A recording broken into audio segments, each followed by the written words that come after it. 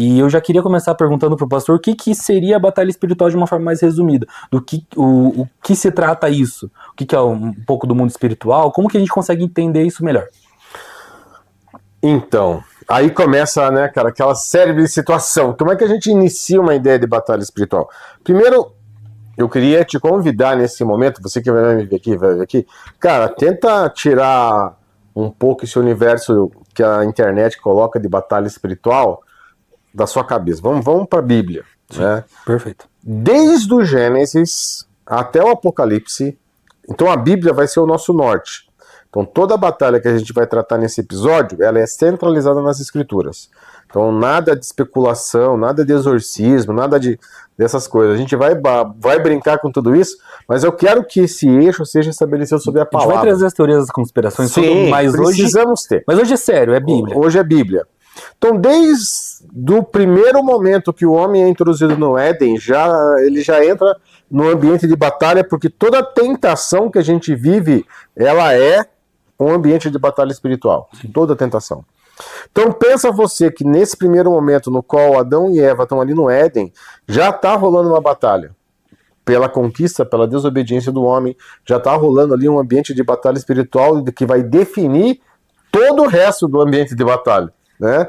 Lá no Gênesis já tem essa definição, quando a Eva está sendo tentada pela serpente, porque a própria palavra fala dela ser tentada, dela tentar ser convencida a fazer o que? A desobedecer a Deus. Então ali já se inicia esse ambiente de batalha espiritual.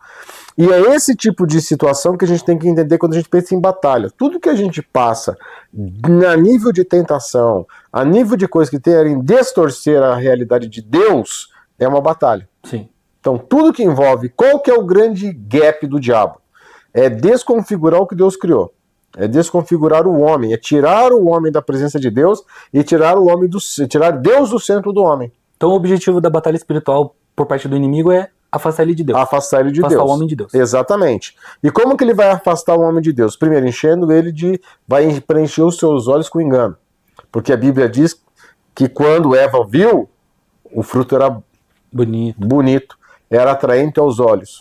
Ela foi seduzida. Então a sedução é a principal ferramenta que o diabo vai usar dentro desse ambiente. Por que sedução? Porque ele vai seduzir pelo poder, vai seduzir pela ganância, vai seduzir pela curiosidade, pela satisfação, pelo prazer. Então sempre serão essas mesmas ferramentas que vai ser usada por toda a história. E quando a gente está falando de batalha, o problema que a gente enfrenta hoje, quando a gente fala de batalha espiritual no Brasil, é que nós tivemos uma ruim educação desse ambiente, né? A gente comprou uma batalha muito cinematográfica. Ficou muito místico. Ficou muito mística, né? E muito fora da realidade tátil, palpável. Vamos colocar assim. O diabo é um grande estrategista. Quando a gente fala de batalha, a gente tem que entender que a gente está no meio de uma guerra. Uma guerra se luta, se apresenta de forma estratégica. Ninguém faz guerra de qualquer jeito. O exército se prepara, estuda, todo inimigo se prepara e estuda. Sun Tzu, a arte da guerra. Exatamente. O inimigo tem a arte da guerra. O inimigo tem a arte da guerra dela. E a Bíblia nos deu isso. A Bíblia é um manual de batalha espiritual. Sim. O problema é que a gente às vezes quer explorar esse manual em livros que não são bíblicos, né? E aí vamos colocar assim, aí esse ambiente de batalha, vamos explicar dessa forma, ele perde com isso, né? Tipo, a gente tem muita ficção envolvida, né? Que nem um livro muito famoso que você falou de batalha, só que de forma fictícia, que é uma ficção, é Este Mundo Tenebroso, que ficou muito famoso nos anos 80. Então esse livro, Este Mundo Tenebroso, traz uma ideia de batalha espiritual, mas ele é uma ficção. Né? Aí depois você vai ter a literatura da doutora Rebecca Brown, que ficou muito famosa no Brasil, chamada Ele Veio para Libertar os Cativos. A literatura do Daniel Mastralco, Filhos do Fogo, né, cara, Guerreiros à Luz, e todos os livros que ele trouxe. Muitas coisas que vieram para cá, né, cara, que vieram, elas venderam uma ideia errada de batalha espiritual. Então vamos colocar assim... Um pouco fantasioso. Muito fantasioso. E quando a gente fala de batalha espiritual, a gente tem que entender que o mundo espiritual é real. Sim. Ele é tão real quanto o mundo físico, por sinal, eu acho que até mais presente, né, cara? Porque tudo que é físico nasceu primeiro no invisível. tudo que a gente vê aqui, cara, primeiro nasceu na mente de alguém, mas nasceu de forma espiritual. Sim. Né? Nasceu numa ideia, nasceu num conceito, e depois se materializou. Então o mundo espiritual, ele é real no sentido do que? Quando Deus cria as coisas para esta terra, elas são definidas de forma física, mas existe um comando e uma dinâmica espiritual. Uhum. Então quando a gente fala de mundo espiritual, além deste mundo físico, tátil, a gente tem um mundo que vibra na frequência de Deus, e esse mundo espiritual que a gente conhece, que a Bíblia vai trazer isso de forma muito presente. Sim. Todos os livros, de certa forma, vão apresentar uma dinâmica espiritual. Gênesis vai apresentar, quando a gente vê o livro de Jó, que segundo a tradição é um dos livros mais antigos da mesmo período dos patriarcas, Jacó, Abraão, Isaac, segundo a tradição, o Jó é do mesmo período. Sim. Quando a gente vê que ali, quando os filhos de Deus se apresentam e Satanás se apresenta, então a gente já está vendo que existe um ambiente espiritual onde Jó está sendo inserido. Jó ali, vamos dizer assim, faz parte da vida de Jó. Jó foi introduzido no ambiente espiritual e não tinha nem ideia do que estava acontecendo. E a gente vive e vê isso acontecer de forma real. Então, se a gente for pensar, Jó é um dos primeiros ambientes espirituais precisos. Que existe uma dinâmica espiritual que influencia no mundo físico e que se manifesta de forma presente.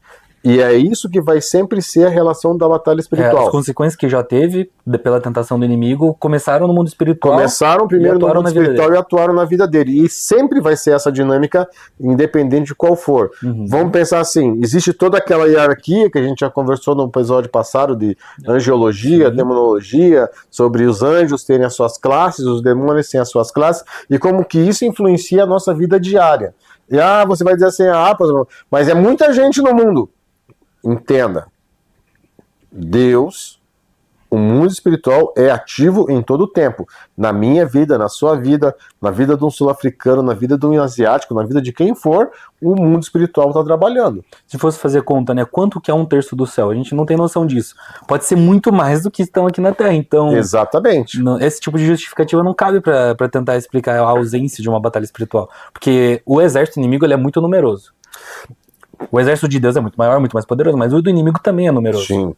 Agora, presta atenção em mim numa única detalhe. A gente está falando em batalha espiritual a partir das Escrituras e de pessoas que creem em Deus, em Jesus, e creem que neste mundo jaz no maligno, e é debaixo dessa cosmovisão e desse ambiente que a gente vai trabalhar o ambiente de batalha espiritual. Então a gente não está abrindo para nenhuma outra, né? Que a gente está criando. É a nossa ótica. Essa é a nossa cosmovisão. Nós somos cristãos, nós entendemos a batalha dessa forma e como que ela influencia em todas as nações da Terra, independente de elas serem cristãs, confessionais, não confessionais ou não. Independente de qualquer coisa, Deus é Deus soberano sobre a Terra. Existe uma guerra no mundo espiritual que atua em todas as dimensões, em todas as esferas da sociedade, e pode se alcançar você em todo e qualquer ambiente. E se você tem uma opinião diferente da nossa, seja bem-vindo ao canal. Acho que a maioria, né, das pessoas que nos assistem hoje tem uma opinião parecida. Se você tem uma opinião diferente, seja bem-vindo e comente qual que é a sua opinião, o que você acha sobre, pra gente poder conversar. Esse não é um ambiente... A nossa batalha não é contra a nossa audiência, contra vocês, mas sim contra os espíritos malignos. Você tem... Vamos dividir essa dinâmica de batalha. Biblicamente falando, ela acontece na nossa mente, nas nossas emoções, por influência da nossa vontade, dos nossos valores e estruturas espirituais. Então sempre o diabo, nosso adversário, ele vai tentar nos convencer de determinadas coisas. Então qual que é o campo mais violento de guerra que acontece hoje? Na nossa própria mente. Sim. Nas nossas vontades, nas nossas emoções, o que o inimigo sempre vai tentar distorcer são os princípios e valores, e existe uma estrutura espiritual por trás de tudo isso. Existe um comando espiritual. E como que isso se desenvolve? Se desenvolve sempre em 3 aspectos. Batalha individual, que é aquela que acontece entre quando Jesus está expulsando o demônio. Entenda isso. Primeira coisa que acontece sempre é quando Jesus está expulsando o demônio. É uma batalha individual, é quando está nessa esfera entre eu, Deus e o inimigo. Uhum. Isso, batalha espiritual. A Bíblia vai dizer claramente, que eu, como cristão, qualquer pessoa tem autoridade para expulsar demônios. Então os demônios existem, eles são reais. Se você acredita na Bíblia, se você acredita na palavra de Deus, se você tem ela como um livro de confissão e fé da sua vida, uma das coisas precisas que diz é que nós temos autoridade para expulsar demônios. Se você crê na Bíblia, você precisa começar a entender isso. Isso não é dom que cessou, isso é autoridade espiritual que foi nos dada na grande comissão. A grande comissão não foi cessada como a maioria de alguns aí creem que os dons cessaram. A grande comissão é um comissionamento dado a todo aquele que crê, confessa e diz que Jesus Cristo é o Senhor da sua vida. Nessa grande comissão diz que nós temos autoridade para expulsar demônios, temos autoridade para orar, temos autoridade para declarar o nome de Cristo sobre toda a terra. Então, nessa primeira dinâmica de batalha, a batalha ela é individual, é entre eu entender que o inimigo pode me usar, ou ele pode se apossar de mim, e eu precisar passar por um processo de ser expulso. De mim não, porque eu já fui liberto, graças a Deus, aleluia. Amém. Mas de alguém que o Senhor encontra na rua, e precisar ser liberto, ela vai ser liberta. E as pessoas estão sujeitas a isso. Se você acreditando ou não, você está sujeito a essa ação do inimigo. Então, exatamente. É por isso que tem que tomar muito cuidado com esse tipo de coisa. O crente também está sujeito a isso, né, pastor? Sim. E às vezes não tanto pela possessão, mas mais pela influência. Pela influência. Pela influência, sim. É como se o inimigo conseguisse colocar um plug em você, conectar um cabo em você. E aí você passa a ser influenciado não mais pelo Espírito Santo, mas pelas obras das trevas ou das suas próprias vontades. Mas isso aí é um assunto que a gente vai desenvolver um pouquinho para frente. A segunda área, a área de influência, é a área cultural. Entenda isso com sabedoria. Cultural por quê? Porque tudo aquilo que você lê, tudo aquilo que você ouve, tudo aquilo que você consome tem o poder de influenciar a sua vida. Ela tem poder de definir como que você pensa. Isso a gente chama de cosmovisão. Essa cosmovisão é a lente pela qual você lê o mundo. Isso tem poder, sim. O que você ouve, o que você escuta, o que você lê, o que você consome, ela tem o poder de tender, ela tem uma tendência que tem o poder de ditar como que você vai tomar as suas decisões. Então, o inimigo pode se apropriar de linguagens e confundir a sua mente e te fazer errar. E a terceira área, cara, de influência da batalha espiritual, senhores, pessoas que estão aqui conosco no Última Fronteira, é a batalha pelo território espiritual. Sim, ela existe, ela é real. Ela é uma dinâmica de principados e autoridades espirituais, dominadores deste mundo que estão atuando, influenciando governos, estão influenciando leis, estão influenciando a economia, estão influenciando vários aspectos. Quer você acredite, quer não, isso está acontecendo de forma massiva, e uma das coisas mais que a gente está mais vendo aí hoje é o domínio da IA sobre todas as grandes ações pertinentes à nossa vida. Então presta atenção nisso. Então, vamos sair um pouquinho daquela esfera de batalha espiritual lá, viajada demais, mas a gente tem que entender que existe uma dinâmica espiritual presente, existe uma ação do anticristo, uma ação algo que quer estabelecer um governo do anticristo sobre a terra, e tudo isso envolve uma batalha espiritual, porque existe a única pessoa que faz oposição a isso é a Igreja de Cristo na terra. E quando a gente fala que a única oposição às obras do inferno é a igreja, são as pessoas de Jesus, isso é real e é um fato. Porque quem não está diante disso já pertence ao lado negro da força. Não existe em cima do muro. Não existe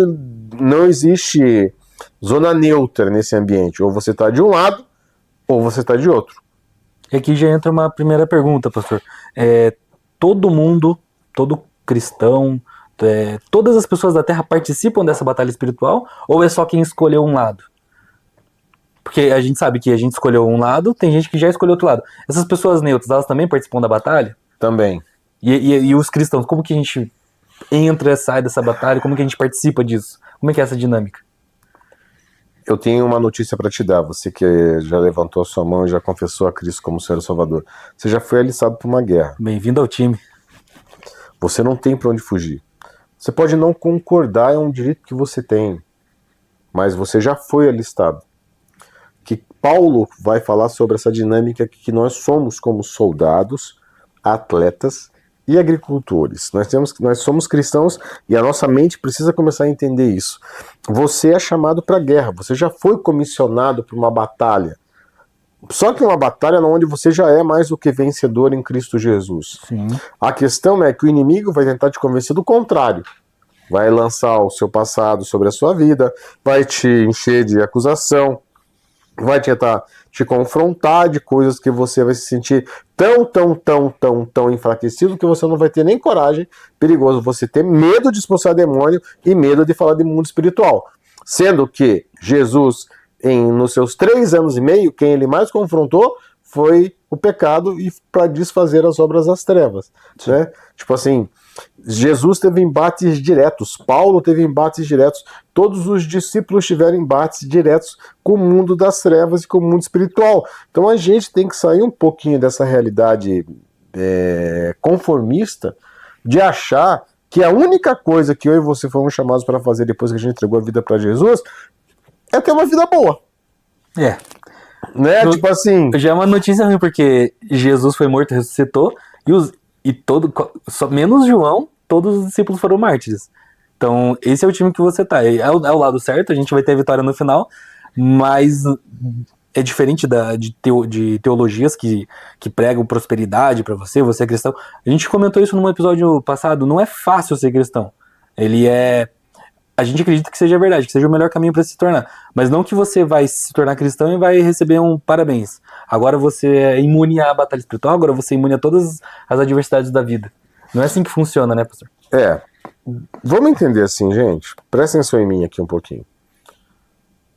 Para você entender de batalha espiritual, você precisa ser um cristão, de verdade. Se você é um cristão meia boca, cara... Nem tente. É sério. Batalha espiritual é para quem se decidiu por um lado do muro, se decidiu por uma postura de vida. Porque a partir do momento que você decidir ser santo, a partir do momento que você decidiu se tornar um homem e uma mulher de Deus, a partir do momento que você decidiu se posicionar, você virou inimigo do inimigo. Você está entendendo? A partir do momento que você decidiu se tornar uma pessoa íntegra diante dessa sociedade maluca que a gente está vivendo, você falar a verdade, porque como diz o Chesterton, né, cara, a gente está num tempo onde a gente tem que falar para as pessoas que a grama é verde, porque as pessoas não querem mais acreditar na realidade.